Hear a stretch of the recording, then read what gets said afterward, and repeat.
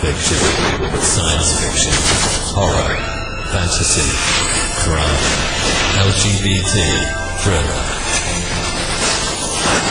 You have now entered the House of Mystery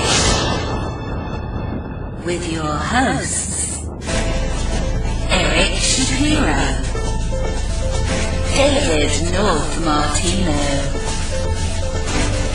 John Copenhaver, and Al Warren.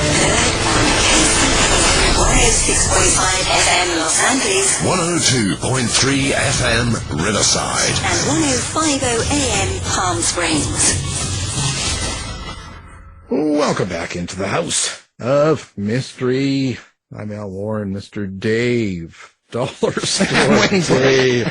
You're waiting for the name of the day. Yeah, what is the name of the day? Well, the name du jour. Yeah, Dollar Store seems to be more famous, you know. We're getting a lot of emails about that too. Oh, really? Yeah. People are wondering, what is it with you and the Dollar Store and why? And people, you know what, the biggest comment is, Yes. why are you collecting media? Like, it's outdated, it's so old school. Outdated? Well, this is most of the comments either call you, okay, look, it's outdated, you're old. Oh, that's true. I've also got a couple, okay, boomer. I'm Gen X. I okay. know. I just thought it was funny. I think that's becoming just a term saying, hey, man, you're old. Yeah. I don't That's quite okay. get it. I mean, Dollar Store is a place where you get Blu-rays. Yeah, that's right. I mean, That's right. I sort of know what they're saying because I'm kind of like you too. It's nice to have the medium because you can't always find it. That's right. And you own it. Yeah. And you watch it when you want to watch it. That's You're not right. tied to a streaming service. Right. But you've got membership at the Dollar Store. That's right. I don't know. I don't see the big deal, but I just love it that they're jumping on you. That's about good. Why why are you buying the product? You don't need to buy it. Didn't anybody tell him? A lot of times it comes with the digital media as well. Ooh. Yeah. And for All for $1.25. $1.25. How can you go wrong? Yeah, what else do you have to live for? It's cheaper That's than right. a tank of gas. Cheaper than a Starbucks. Oh, they're What can you get for $1.25 today? I don't know. Can you get a black coffee now? Yeah, maybe. Maybe at some stores. Lost leaders. So I finally saw that John Wick 4. So you're right. And I actually didn't fast forward too much. So actually I liked it for the most part. It's a fun action film. Yeah. Fun Did a action. good job with it. Yeah. Yeah, it wasn't too bad. I was okay with it. It was okay. But is he really dead? Probably not. No, of course not. Probably not. We'll have to see if there's a John Wick 5. Yeah. So now, did you run up to the store this morning? I guess Stevie Nicks released her Barbie doll. She released a Barbie doll? Yeah, I thought for sure you'd be at the No, I did not know this. door crasher getting your first Barbie Stevie Nicks doll. Wow. She was just in the area, too, with Billy Joel. Well, there you go. You see, you missed out. I'm going to run right out. Yeah, I don't know what I'd you're better. doing. What are you waiting for? And that new dome opened up, hey, that You were showing me that. Yeah. in Vegas, and you two played. That looked pretty cool, hey? It's like a big That's eye. pretty neat. Inside, you see the concert, see how it all kind of looked. It looked pretty cool. Would you do that, Al? No. No. That's what I thought. No. It's a little too much for me. I'm getting too old. You like a more intimate venue. Yeah. But think about that. You could have watched your Oppenheimer in that. Yeah. Oh, that'd have been awesome. Yeah. I would have threw up a few times. Right. You feel like you're falling the whole time. And they caught the killer of Tupac. Oh, yeah, I saw that. It only took 27 years. Only 27. Right. Better late than never. Well, yeah, of course. That's what I said, And we've got the guy that caught the killer. No, we don't. He was getting nervous. Yeah, what are they going to do with all those? I was noticing all these people because there's all these places on TikTok and there's all these people that have film of Tupac. He's still alive, right? So what are they going to do? I mean, I don't how can know. you convict the killer if he's still alive? Live, exactly. Like Jim Morrison and Elvis. We need a cop. Well, we have got a cop. No, Yes. kind of.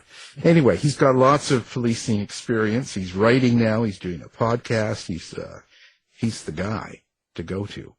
Newest book, Blood, Red Ivory, or that was his latest book. And we've got Mr. John Stamp here. So, hey, John, how are you? Good. Thank you for having me. This is great. Well, we haven't had you yet. That's coming up. No, so listen, I always wonder what leads a person into a career in policing, period, whether it be, military police or if it's regular, police or NCIS or in any sort of service toward policing a community or a country. Were you born into that? It's not like a family thing. I was the first to go into law enforcement on my family. It was really, I don't know how it happened, but by like 9-10 years old, I was like, that's what I'm going to do. And just, I always wanted to. And whether it's growing up with too many TV shows and movies, or I do just kind of distinctly remember, that you're trying to figure out what to do with your life and going into careers and stuff like that. And growing up in upstate New York, I distinctly remember, very cold, snowy night, 5 inches of snow on the ground, and this lone police car just rolling through the night. Nobody else is around. It's desolate out there. It's too cold to even breathe outside. And I just remember thinking as a little kid, being like, whatever that guy's doing, he's probably getting into something cool. Just being the only person out there on the streets. Just if anything goes down, he's going to be a part of it. And I was like, that could probably be a pretty cool deal. And I just followed it ever since. And it was right. It's a very interesting gig. It's not always a fun gig, but it's a good way to spend 20 years. Oh, yeah. Well, I mean, hey, it sounds like you have a love for it and you went for it. And I think that when you have a love for something, it's not like work. And that's why you say it's a fun gig. It's, you're trying to describe it and you're saying it's that, but it's because you love it. It doesn't feel like work all the time. Yeah, and for me it was really just having something where I wasn't doing the same thing every day. As you get up there, get into that having to work for a living thing, I was just like, I don't want to be doing the same thing over and over and over again like a grind. I wanted to get out and be able to do different things, and the law enforcement is one of those things you never know what's coming over the radio or coming through coming from your boss to go do. So it just keeps it interesting, keeps it going. I've likened it to like having career ADHD. It's as long as there's something new to stimulate me, I'm pretty much on board. What were the TV detectives or cops that you liked? Was it like Hawaii 5-0, or was it Kojak, or was there a certain policing chips where you like?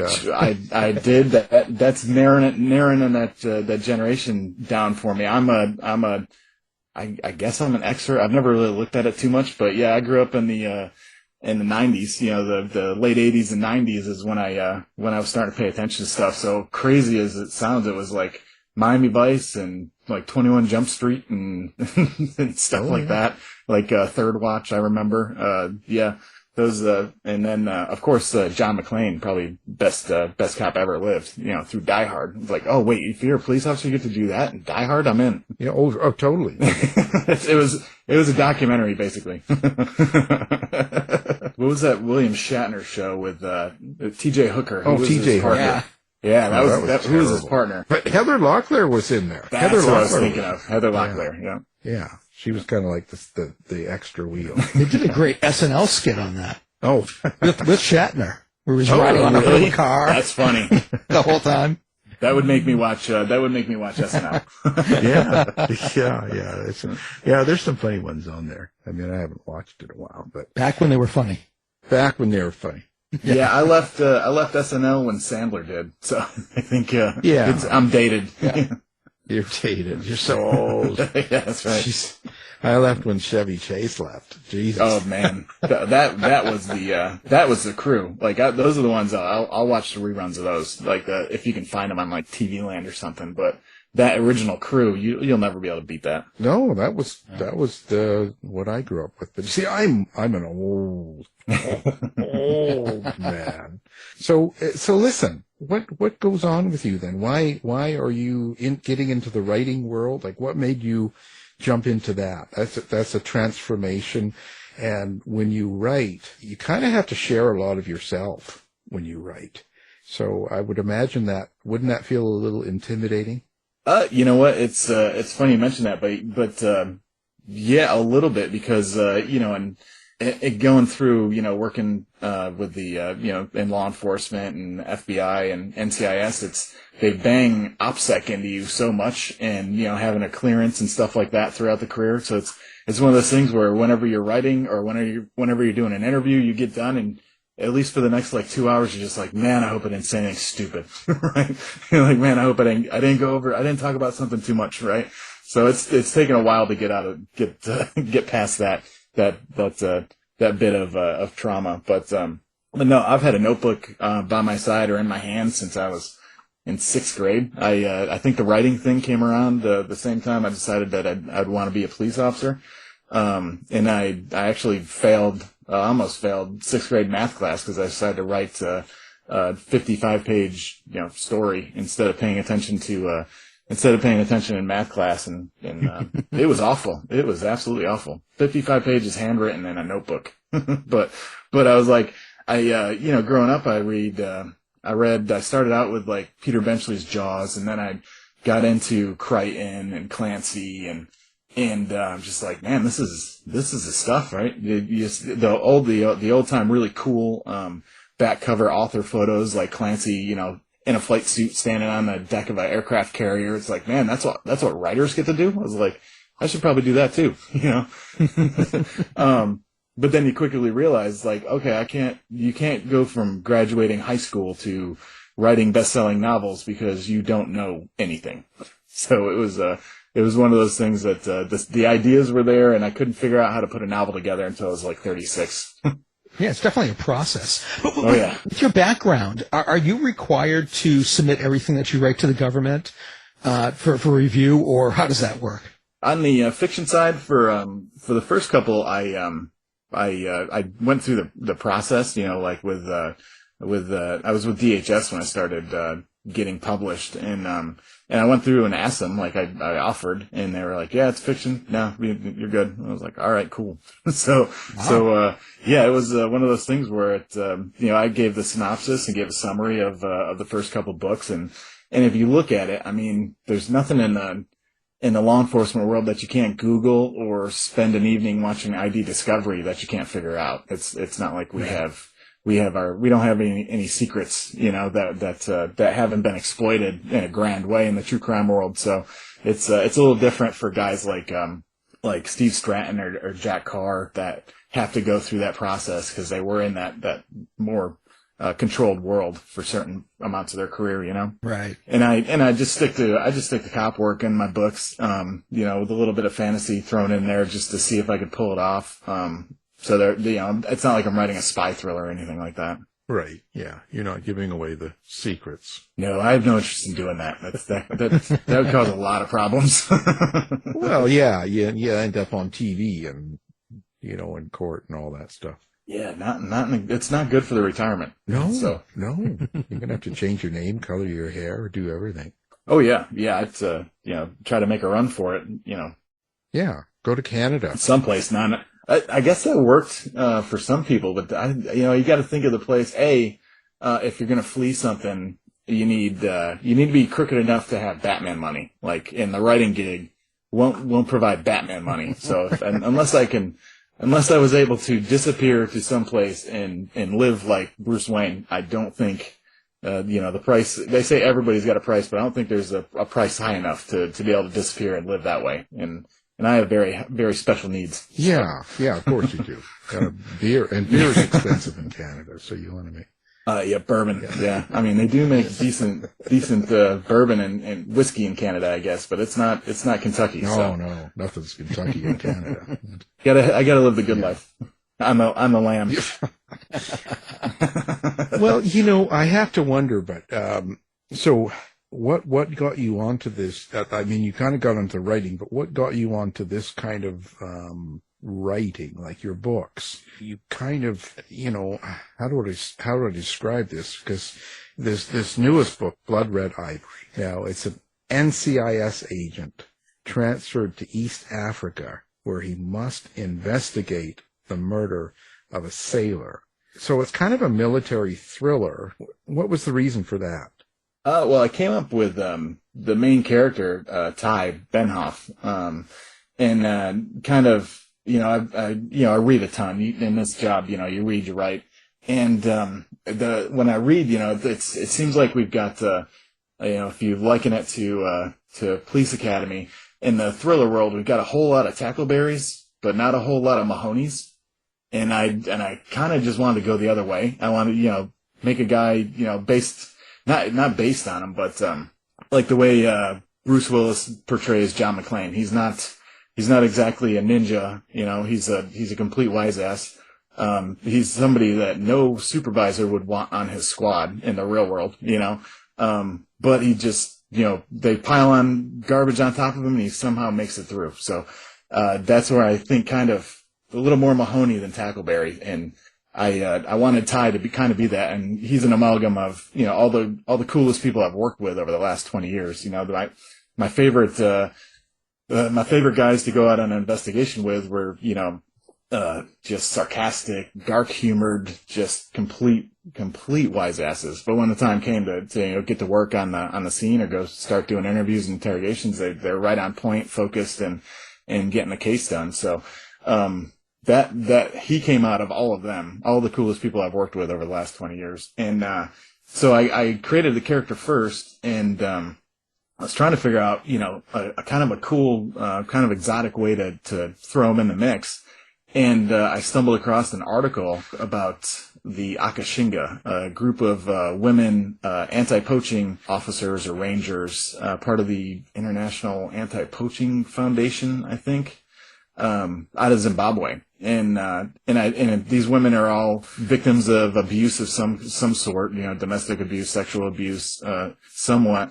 And the guy who created the unit is a former, Australian SAS who, moved out to Zimbabwe, wanted to get into the anti-poaching, fight, and created this group of all women that go out and protect rhinos, protect elephants on certain ranges throughout Zimbabwe. And I read that article, and there was a documentary on it too. And I'm like, man, I was so impressed by what I'm reading. And I love Africa. I spent 4 months in Djibouti, Africa, in the Horn of Africa.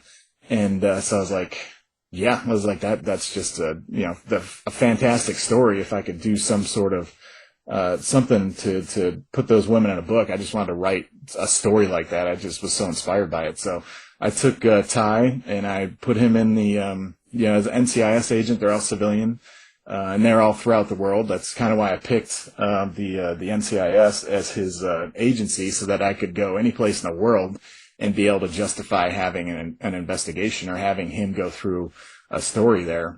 So he's kind of on the outs with his agency. He got on the wrong side of a certain assistant director, and the assistant director doing what he does, he threw him off to one of the most desolate field offices that he could think of. And so here's Ty sitting in Africa doing force protection surveys throughout other parts of Africa, and just with a supervisor with the express orders to drive him out of the agency. So when a sailor is murdered in Zimbabwe, he's the guy that gets the call, and he gets sent out there all by himself, no backup, no support, and he doesn't know it at the time, but he ends up being caught in the crossfire between these Akashinga rangers and a ivory smuggling operation. So he just gets thrown in the mix, and he's got to figure it out all by himself, because nobody else is, his nearest backup is like a 4-hour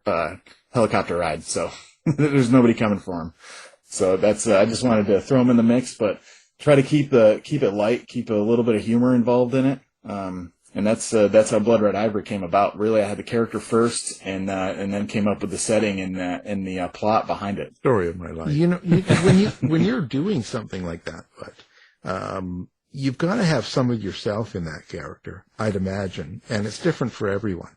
So how much of yourself is in there, and what is it that you share with that character that is the same as you? I think I try to, you know what? I never really focus on me, being Ty Benhoff, but yeah, in order to see it, I mean, there are certain things that come out of me, of things that I've seen in the law enforcement world that I want to, give people a chance to just show some of those things that you don't always see in true crime or in crime thrillers. Just keeping it as authentic as possible to the job of law enforcement, not glorifying just the car chases and the action, but an investigator's priority in protecting the victim or telling the victim's story in this case. And it's one thing I learned, overseas working death cases, which we did do. When you're over there, even if it's a natural death that occurs, and they occur in expeditionary environments, or a suicide, what that you don't always note up in, back in the States, because back in the States, somebody has a work accident or somebody commits suicide, it's, you work it like a homicide until it's figured out that no, it's, it either ended up being a suicide or ended up being a work accident, and the case goes away relatively quickly. And when you're overseas, the thing that is different is that, overseas in an expeditionary environment, these families back home, they send these people out there, whether they're contractors, whether they're active duty military, reservists, they send them out there to the other side of the planet. And, when they get a notification that the worst has happened to them, they go through the same process of grieving, but the information is nowhere near what it is if it happens domestically, right? So when you're over there, it's kind of, you always want to keep that perspective of the victim, and not only the victim, but the victim's family, who want to know what happened to their loved one back home. But in the big machine of, the military expeditionary process, or whatever organization, there might not be that much information. So the more information you can get, it doesn't have to be a homicide. It can be a natural death or a suicide, but the more information you can get that can be shared with the family will help them in that grieving process and help them with that closure. And I think that was one of Ty's main motivating factors in the case that he was sent out on. Is, this kid in this instance is murdered way out in the middle of nowhere in Zimbabwe, and for no other reason than at least being able to tell his mom what happened to her son just keeps him going as pressure mounts up, as the violence mounts up, as all these things get piled on top of him. The thing that's going to keep him going is being able to tell his mom what happened to him, just get her that kind of closure, if you can even say there's closure in a situation like that. But that's one of those things that I don't know if it always comes across in the thriller genre or in fiction whatsoever, but it is a concern that's shared by every agent that might be out there doing those types of investigations in, expeditionary environments. So I guess that'd kind of be one of them.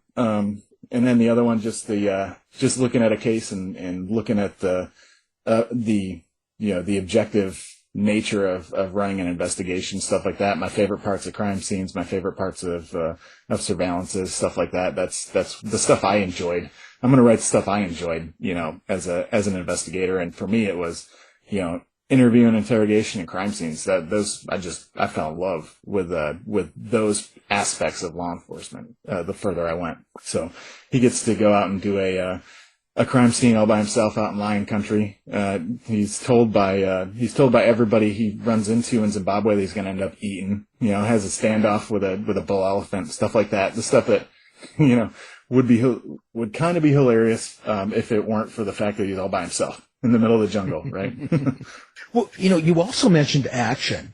How do you construct your action and your fight scenes? Do you draw from your background and your training, or do you just use a lot of imagination for those things? I luckily was never had to be a gunslinger. I never actually had to be in a shooting. Never was in a shooting, which is a good thing. Nobody in law enforcement goes into it hoping to be a gunfighter. Unfortunately, there are those statistics.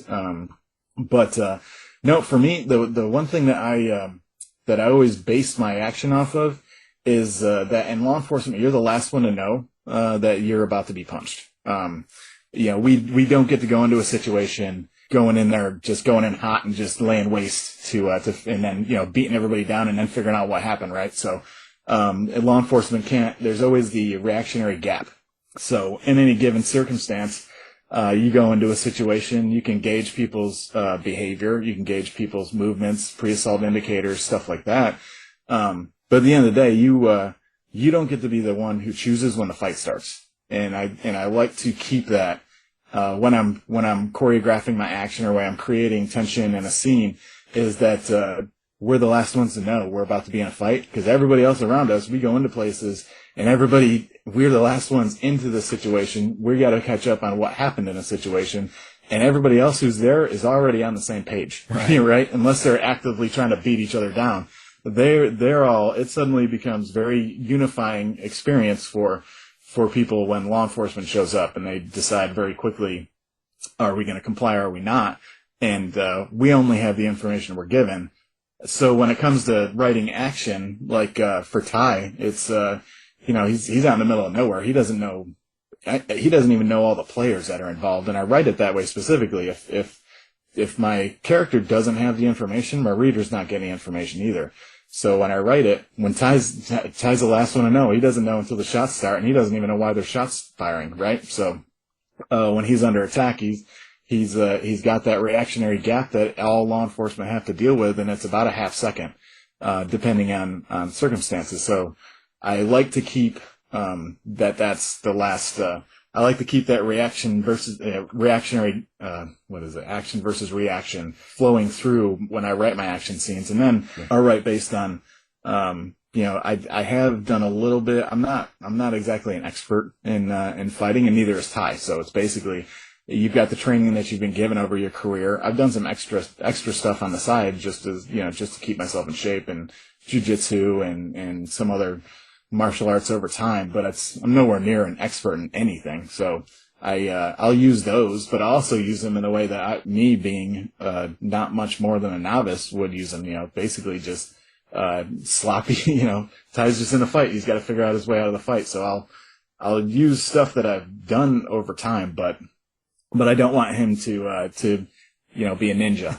That's not why I wrote him. He's a regular cop, and regular cops aren't ninjas. They're just very tenacious when somebody comes at them, because that's it. What are they going to do? So you got to be able, sometimes you got back up, sometimes you don't, but you have no choice in the matter. You have to figure out a way to succeed. Right. Yeah. Dave's a ninja. I'm not a ninja. Well, no, you can see Dave, he's got his YouTube channel and he does all the sticks and ninja I've been involved in martial arts for a long time. Yeah, he gets on there, throws sticks at people and runs and yeah. When I was, I realized that my biggest strength in jiu-jitsu was getting choked. Not exactly applying chokes, but I'm really good at getting That's choked. all part of the fun. That's right. Yep. It's like, why do you keep going back to that? Oh, well, apparently I've got a skill at getting, people like to punch me and they like to choke me. So that's... Personally, my biggest thing is to watch it on TV. That's my skill. Yeah. I like that better. So okay, now this is always a weird question, but what's your relationship with Ty and any of your other characters? And when you finish a book, do they disappear, or do you stay with them? Do they stay with you?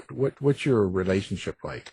It's fun. It's a great way of putting it, is a relationship, right? Because I'm pretty sure that we'd all say the same thing, that if our characters actually knew who we were, they'd kill us, because we're the ones that throwing them into the meat grinder all the time. But no, Ty is, I'm always coming up with ideas, mapping out what I want Ty to do next. What kind of arc is he going to follow? Is he going to be, is he going to be a static, action thriller, character over time, or is he going to have that progression in life that all of us do? And so there's that conversation, that goes on. I guess it's not much of a conversation. It's me writing notes, but I do try to figure out what's his arc going to be. Cause I don't think, I don't know if it would feel, fair to him to do 20 books of, new action sequence of the week, with him without letting him progress as as just a human being. It's all fun and games until then then life, having a great time in your 20s, single, just working cases, traveling, going all different places.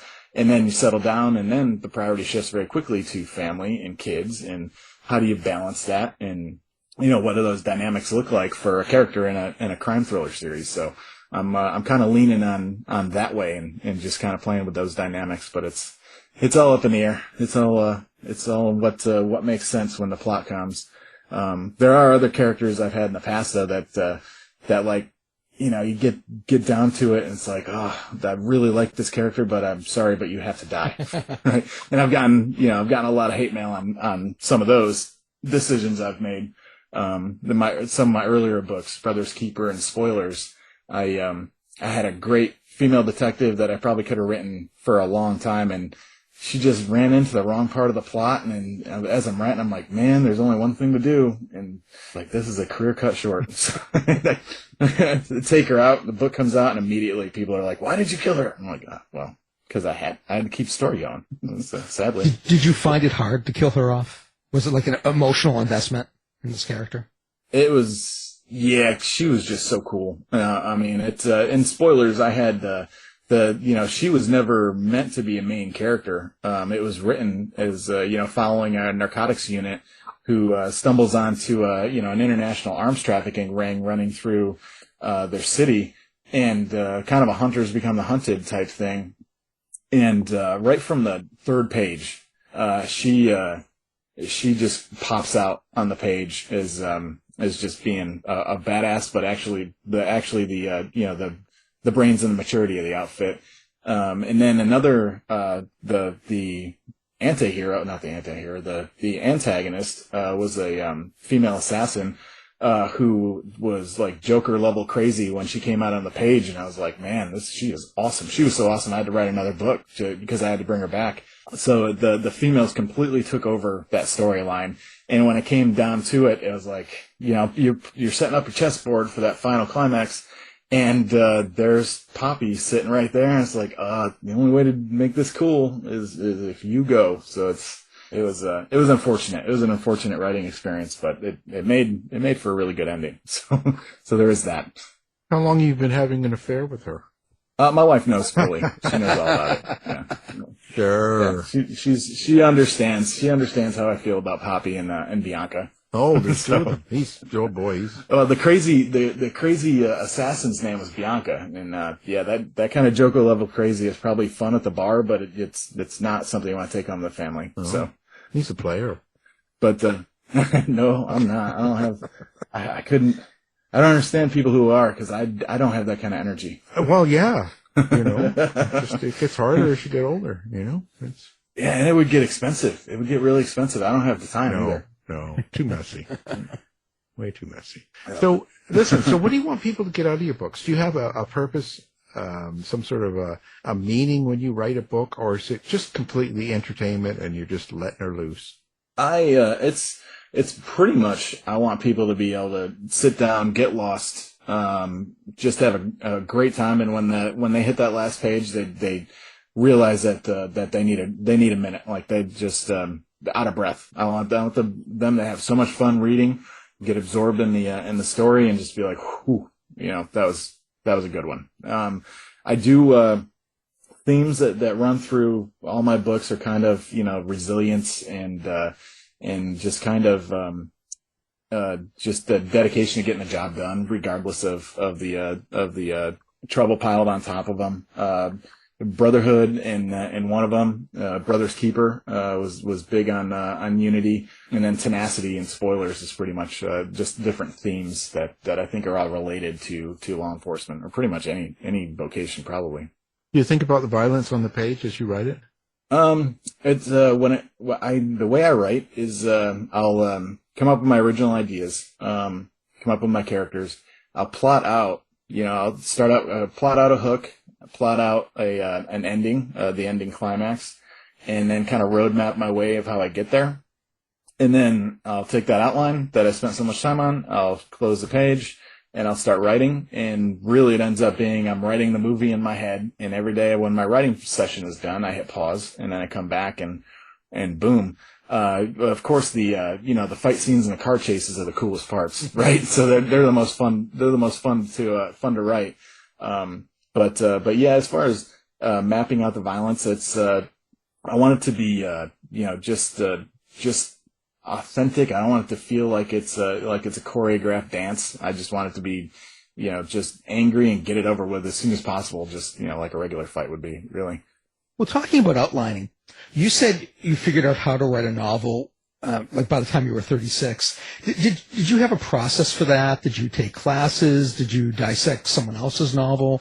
What was your process? I tried taking some classes in college and didn't really stick. Like, I had plenty of ideas, but I couldn't figure out how to actually just get down to it and write the book.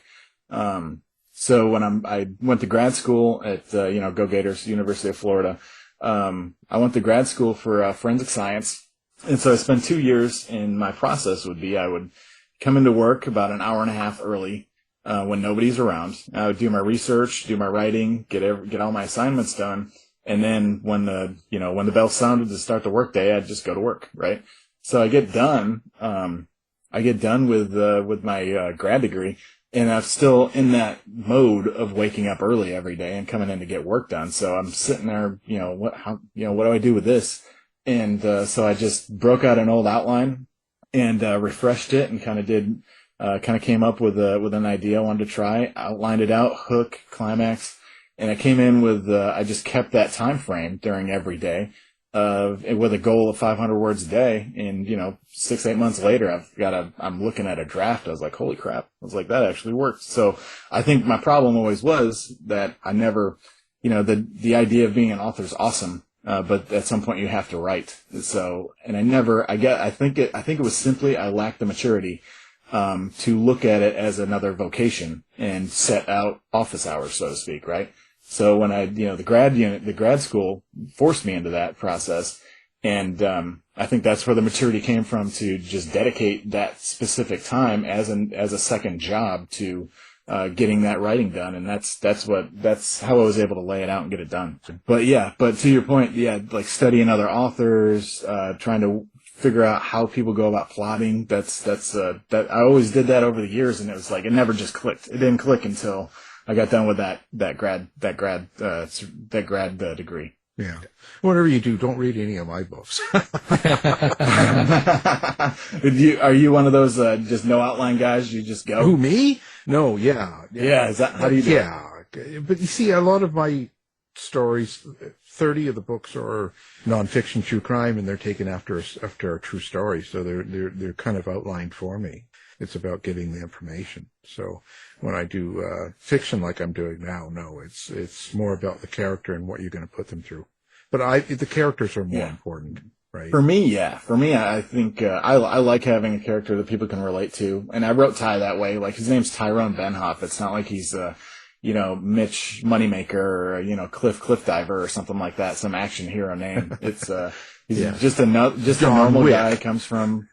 Yeah, he's not John Wick. He is definitely not John Wick, but he's just a normal, everyday guy just put in extraordinary circumstances, and I like keeping it that way. I just think he's approachable. He's not like somebody that you think is gonna, come and save the day every time. Do you think people get it wrong when they're trying to write cops, or even on shows nowadays and movies and stuff? Do we have not a great realistic image of what cops are? I think there's some that do it well and some that don't. But I hardly even watch network TV anymore. It's just so hard because it's written in such a vanilla way that and politics has to be seeped in, and any given whatever the cause of the week has to be seeped into their plot lines, and it's like and it's so there's very few that I watch. I do. Because I'm a giant Nathan Fillion fan, I have watched The Rookie in the past, and I spend about half of it shaking my head and the other half thinking, if they just listened to their technical advisor more, this would be a really cool show. Right? So there's moments where that somehow that show manages to capture cop culture in 1 minute and then completely destroy it in the next. But in those moments, it's really well written. But like every show, if you've got an hour show, what have you got actually after commercials, like 30 minutes to tell a story, and every cop gets in a gunfight every week, and they're not put on 30 days leave. So it's like, it's just, I don't know. I don't think you can write that police life right without just glamorizing it. And you have to do that with everything, but no, it's, I'm a big fan of, On Patrol Live. I just love, I love watching them work, and just watching, the way these officers know how to talk to people and handle people and communicate with people. I think that's what people miss a lot about, the law enforcement world is they're some of the best communicators possible. They can talk to any person, to gain information, calm a situation down, just figure out the situation, and any police officer who's on patrol, just getting reps over time within a year or two. Those people are expert communicators and can walk into any given situation and be able to talk to any human on the planet. They just have that. I think that's the strongest strength of law enforcement. And of course you can't glamorize that very well. No. So that doesn't make it into the TV shows, right? It would be boring, if it's too much. Yeah. Right? Yeah. I mean, so you're telling me Queen Latifah can't really walk into a room and knock 10 men out and not break a neck? I couldn't be a part of that show. I didn't even watch the pilot. I was like, oh yeah. Man, no. I know it's crazy how they have someone that's, and they're wearing heels and they're not in the best shape, and then they go in and all of a sudden they walk out of the room and all 10 men are knocked over dead, It's like yeah. It's funny at my house. My wife's a nurse, and with me being in law enforcement, it's very hard for us to settle on a show. She puts on Grey's Anatomy. I don't even know if that show's still on, but she puts on, if Grey's Anatomy's on, she's yelling at the TV within 5 minutes because somebody's not wearing gloves or breaking the sterile field in surgery or something other. I'm like, wow, that's stressful. But then if she puts on a cop show and they got a crime scene and David Caruso's walking through making cool one-liners, but he's not wearing gloves and he's putting his glasses in his mouth and touching evidence, I start losing it. I'm like, okay, let's just put on some stand-up comedy and call it a day. When in doubt, turn on John Wick. He shoots everyone. Yeah. See, John Wick, I can just shut it all off and watch Keanu do his thing, and I'm like, yeah, man. Yeah, I love it. Kind of reminds you of what it would be like if you went to the mall. Anyway, that's terrible. I'm terrible. No, I don't think you'll ever beat Arnold Schwarzenegger at the mall in Commando. Yeah, that's Arnold Schwarzenegger is the one to tell us how that's how it goes down at the mall. Yeah, going shopping. Yeah, going shopping. Mall cop. How's that? Well, listen, we're glad you came on. Now, of course, Blood Red Ivory. And now, what's your social media and website and all that for listeners so they can find you? You hang out at a bar? Do you go to where do people find? Oh, I don't have time for bars anymore. I got 2 little kids, so it's I stopped taking them to bars when they were 3. Yeah, that's good. Yeah, trying to be a good parent. They turn on but no, I'm on IG and I guess X now at John Stamp Writer, and website's johnstampriter.com. The podcast That's Criminal with John Stamp is on Apple, Spotify, pretty much anywhere you find the podcast, and it's up on my website. So that's the easiest way to find me. I'm not hard to find. Well, we'll have all that up on our website. People can find you and stuff. We'll have your Tinder information too. Oh yeah. That just actually the wife doesn't know OnlyFans. So we're gonna have to, my OnlyFans is a really good stream of revenue, and all I got to do is show my feet. And I'm good. So, there you go. You just got to find the niche. You just got to find the niche on that site, and you're all good. I can even keep my clothes on most of the time. Most of the time. See, we're not gonna ask that. That just went sideways. Wow, you're in trouble. Well, again, thank you, sir. Oh, thank you for having me. It was great talking to you guys. Thanks, John. You've been listening to the House of Mystery radio show. To find out more about our guests, hosts, or shows, go to www.houseofmystery.com. Show's over for now. Was it as good for you as it was for me? Yeah. Good night. This has been a production of Something Weird Media. I'll be back.